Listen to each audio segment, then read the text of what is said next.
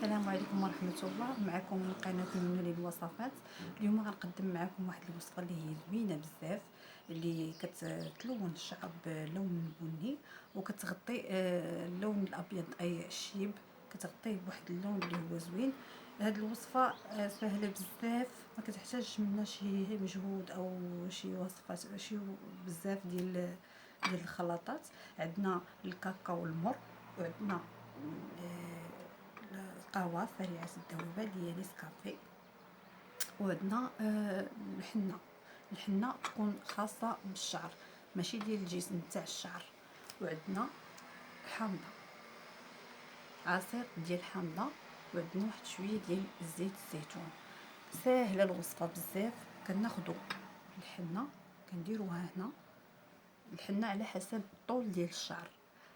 انا غير بغيت نوريكم سميتو الحنه على طول الشعر، الا كان قصير كنحتاجو شويه، ولا كان طويل راه كنزيدو. وكنديروا نيسكافي. عندنا هنا معلقه كبيره عامره ديال قهوه سريعه الذوبان، وعندنا هنا ملعقه كبيره ديال كاكاو المر، ماشي هذا الكاكاو المر اللي ما فيهش سكر وداكشي، ماشي ديال الدري الصغار. المهم الكاكاو اللي كنستعملوه في الحلويات. عندنا هنا عصير حامضه، كنحتاجو غير نص ديالها.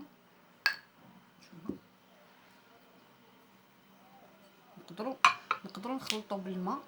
الا ما كفاكمش العصير ديال الحامض تنزيدوا الماء حتى هو. كنخلطوا الوصفه ديالنا، كنزيدوا بحال هكا، كنخلطوا مزيان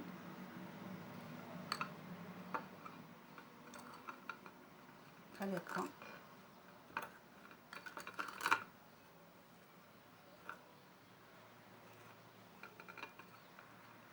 وصفه زوينه بزاف للشعر الابيض، حتى هو راه كتديروا. ونعودوا نداوموا عليه، ماشي غير نديروها مره واحده ونحبسوا باش يعطينا اللون. نديروها كل مره او كل سيمانه حتى يخرج لنا اللون اللي بغينا، اولا نعاودوا الا درناها. حيت الحنه راه تتنشف شويه الشعر. غادي نزيدوا معاها الزيت، معلقه كبيره تاع زيت الزيتون بحال هكا، اولا 2 معالق كبار ديال زيت الزيتون، ولا الزيت اللي عندكم اللي متوفر عندكم، سواء زيت اللوز ولا زيت جنجلان ولا اللي كان. المهم راه هاد الوصفه راه زوينه بزاف للتغطيه تاع الشعر الابيض. واللون البني غامق، كيخرج لون بني غامق. ولا بدينا كنديروا معاه الحامض بحال هكا كيبدا يفتح لينا شويه. المهم نبقاو نعاودوها الا خفنا من ان الشعر كنشف لينا، كنعاودوها مره في الشهر.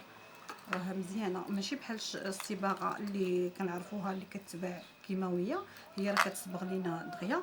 اما هذه راه كتبقى على مراحل، وفي نفس الوقت راه كتكون زوينه بزاف وما فيها حتى شي ضرر ولا شي حاجه. المكونات اللي هي طبيعيه بزاف. هانتوما شفتوا اللون كيفاش كيخرج بحال لون بني. هذه هي الوصفه اللي شاركت معكم اليوم. نتمنى انها تعجبكم وتشتركوا في القناه ديالي ودعموني. وكنتمنى اللي ما اشتركش يشترك عندي باش يوصلكم كل جديد ديالي. ضغطوا على زر الجرس. وكنتمنى ان الوصفه تعجبكم وتنال الرضا ديالكم. الحامض كديروا حامضه، ولا ما بغيتوا ديروها كامله هي هذيك، ما بغيتوش ديروها كديروا نصف حامضه. ولا ما عندكمش، الا عندكم غير نص حامضه تديروها وكديروا معاها الماء باش تخلطوا. المهم كيجيكم هذا الخليط على هذا الشكل. هي راه زوينه بزاف. كنديروها ونخليوها حتى شي 3 سوايع بحال هكا، كنخليوها في شعرنا حتى تقصيح لينا مزيان. ونكرروا العمليه، راه تتعطينا واحد اللون اللي هو زوين بزاف. راه ما نقولش لكم اللون راه كيكون زوين بني، كيكون بني لون غامق، كيجي زوين تبارك الله. احسن من الصباغات اللي كدرنا الكيماويه. وكنتمنى انكم ان تعجبكم هذه الوصفه. وشكرا، والى اللقاء في وصفه اخرى، وشكرا لكم.